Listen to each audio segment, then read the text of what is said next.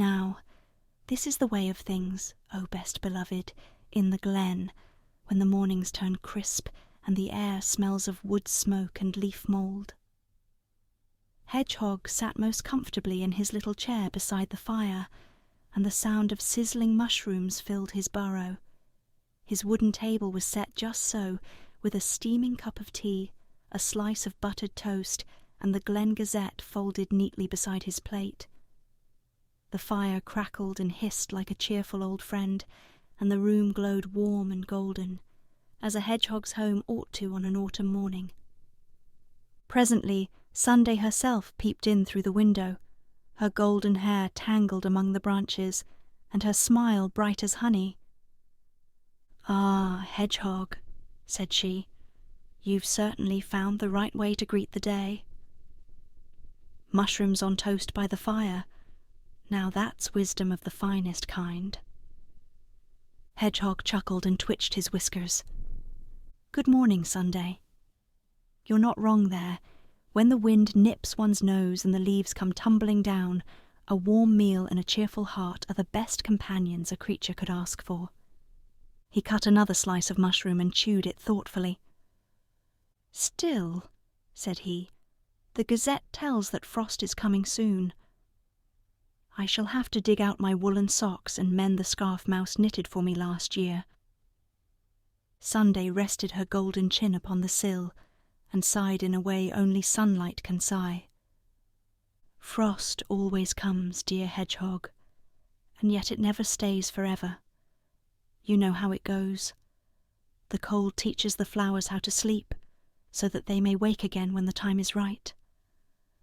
Hedgehog nodded, his eyes bright with understanding. "Yes," he said slowly, "sometimes the chill has its purpose. It reminds us to keep the hearth burning not only here," and he tapped his paw against his chest, "but here as well." "Just so," said Sunday, laughing a little laugh like falling leaves. "There is a warmth that no frost can touch. It's the kind you kindle when you are kind, and it burns brighter every time you share it." Hedgehog smiled into his tea, and the steam curled up in gentle spirals that smelt of mushrooms and warm thoughts. "Then I shall keep my fire burning," he said, "and share whatever warmth I have, no matter how small." Sunday shone so brightly that the whole burrow seemed to glow. "And you, dear friends," she whispered through the window pane, "how do you keep your light burning when the days grow shorter?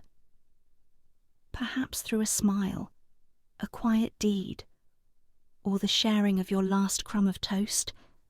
And Hedgehog, feeling quite full of breakfast and contentment, turned another page of the Glen Gazette, nodding as if in agreement.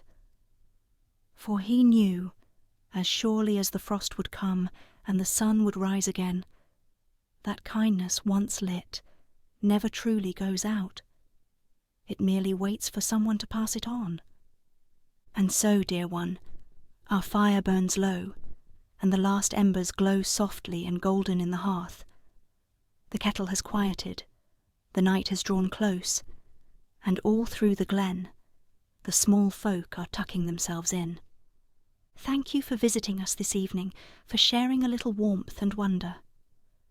May your own hearth remain bright, your blanket soft, and your dreams full of gentleness.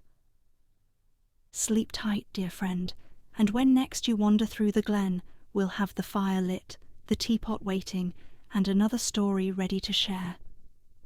Good night, dear heart, and God bless.